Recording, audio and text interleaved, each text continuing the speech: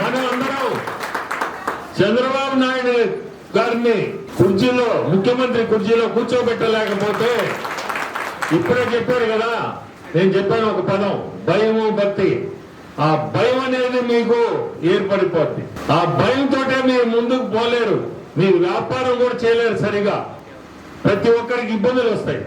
అదే చంద్రబాబు నాయుడు గవర్నమెంట్ తీసుకొస్తే మనము భయం అనేది ఉండదు, ఇటువంటి పరిస్థితులు ఉండవు. మీకు ధైర్యంగా మీ వ్యాపారం మీరు చేసుకోవచ్చు, ప్రతి ఒక్కరు మీరు చేయాల్సింది మీ కార్యక్రమాలు మీరు చేసుకోవచ్చు. ధైర్యంగా వచ్చి మీ సమస్యలు చెప్పుకోవచ్చు, అధైర్యపడాల్సిన అవసరమే లేదు.